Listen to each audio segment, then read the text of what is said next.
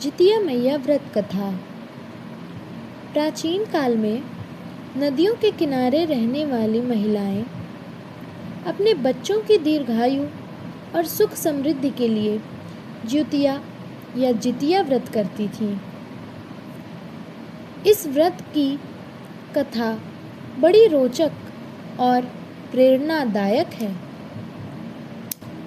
कथा के अनुसार बहुत समय पहले की बात है। एक बार नेवले और गिद्ध के बीच भयंकर युद्ध हुआ। नेवले ने गिद्ध के बच्चे को मार डाला। इस कारण गिद्धिनी अत्यंत दुखी हो गई। दुखी होकर उसने जितिया व्रत रखा और भगवान से प्रार्थना की कि उसका बच्चा पुनः जीवित हो जाए। उसकी सच्ची श्रद्धा और कठोर तप से प्रसन्न होकर भगवान ने उसके बच्चे को फिर से जीवित कर दिया। तभी से यह व्रत माताओं के बीच प्रसिद्ध हो गया।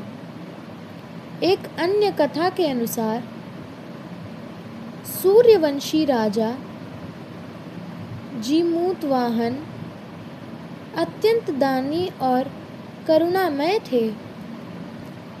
एक दिन उन्होंने देखा कि एक वृद्धा अपने पुत्र को नागों के सामने बलि देने जा रही है। राजा ने कारण पूछा तो वृद्धा ने बताया कि नागराज से वचनबद्ध हूँ, प्रतिदिन एक मनुष्य की बलि देनी पड़ती है। राजा जीमूतवाहन ने करुणावश स्वयं को नाग के सामने प्रस्तुत कर दिया और कहा, इसे छोड़ दो, मेरी बलि ले लो।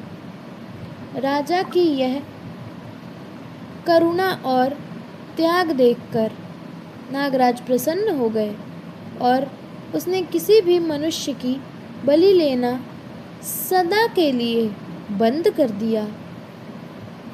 इस प्रकार राजा जीमूतवाहन ने सबके प्राणों की रक्षा की और जितिया व्रत उनकी याद में आरंभ हुआ।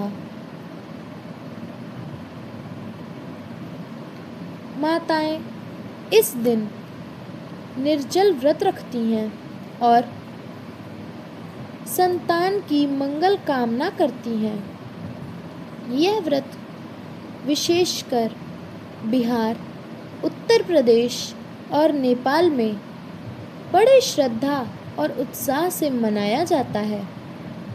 विश्वास है कि जो स्त्री पूर्ण निष्ठा से जितिया माता का व्रत करती हैं, उनके बच्चों की आयु लंबी होती है और जीवन में कभी कोई अनिष्ट नहीं आता।